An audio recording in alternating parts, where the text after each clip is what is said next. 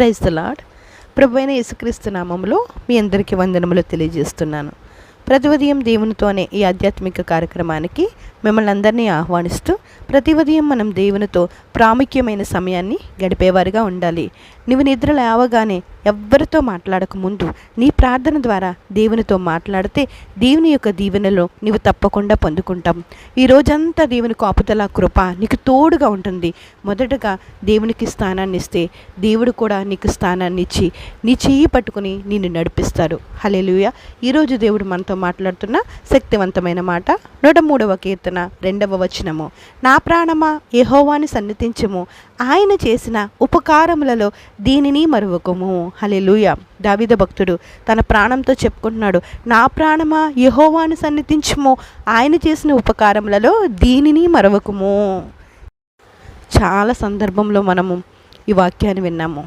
దావీదు భక్తుడు తన యొక్క భక్తిని దేవుణ్ణి అనుసరిస్తూ చెప్తున్నారు, ఆయన చేసిన ఉపకారములలో దీనిని మరువకము.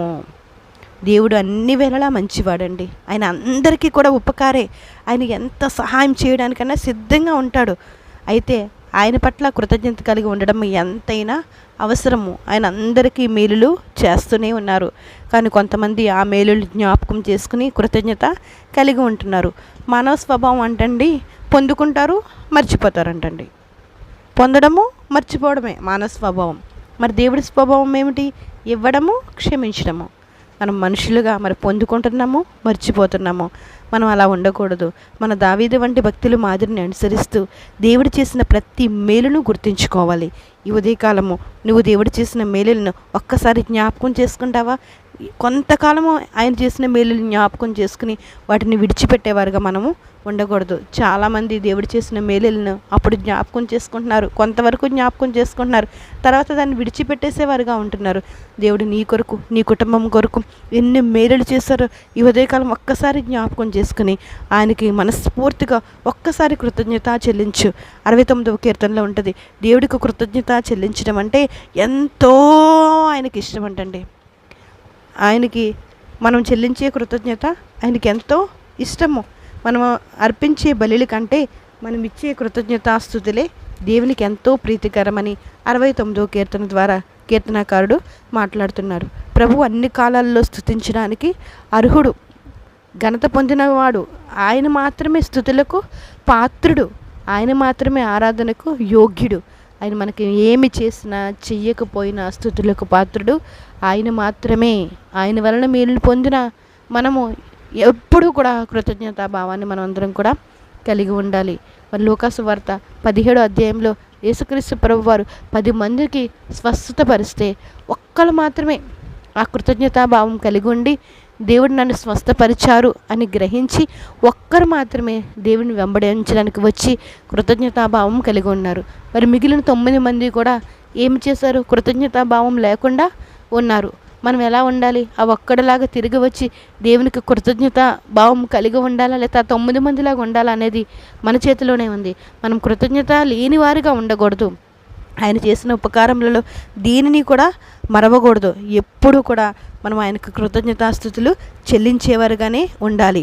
మన కృతజ్ఞతాస్తుతులు దేవుని ఎంతో సంతోషపరుస్తాయని కీర్తనాకారుడు మాట్లాడుతున్నారు. హల్లెలూయా. ప్రభువు వలన మేలు పొందిన మనమందరము కూడా ఆ మేలులకు ప్రతిగా మనం ప్రభువుకి ఏమి ఇవ్వాలి? ఏమిస్తే సరిపోతుంది? ఏమైనా మనం ఇవ్వగలుగుతామంటారు అసలు? అందుకే కృతజ్ఞతాస్తుతులతో ఆయన్ని మనము ఆరాధించాలి, ఆయనను అనుసరించాలి, ఆయనను గురించి అందరికీ చాటి చెప్పాలి. హల్లెలూయా.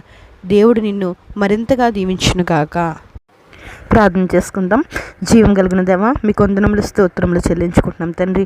ఈ ఉదయకాలంనైనా మీరు మాతో మరోసారి మాట్లాడారయ్యా. మీరు చేసిన ఉపకారములలో దీనిని మేము మరవకుండా ఉండినట్లు, ఎల్లప్పుడూ మీకు కృతజ్ఞతాస్తుతులు చెల్లించినట్లు మీరు మాకు సహాయం చేయండి.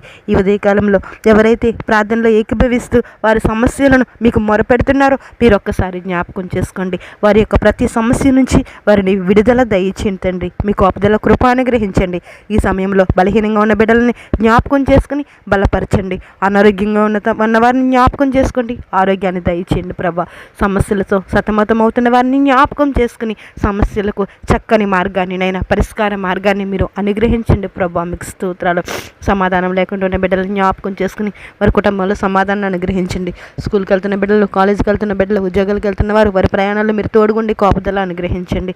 ప్రతి ఒక్కరిని కూడా నన్ను మీరే జ్ఞాపకం చేసుకుంటారని, సమస్త ఘనత మహిమ ప్రభావాలు మీరు పొందుకుంటారని ప్రభుని యేసు నామములో అడిగి వేడుకుంటున్నాం మా పరమ తండ్రి. ఆమెన్. Praise the lord. అందరికీ వందనములు. దేవుడు మిమ్మల్ని దీవించి ఆశీర్వదించునుగాక.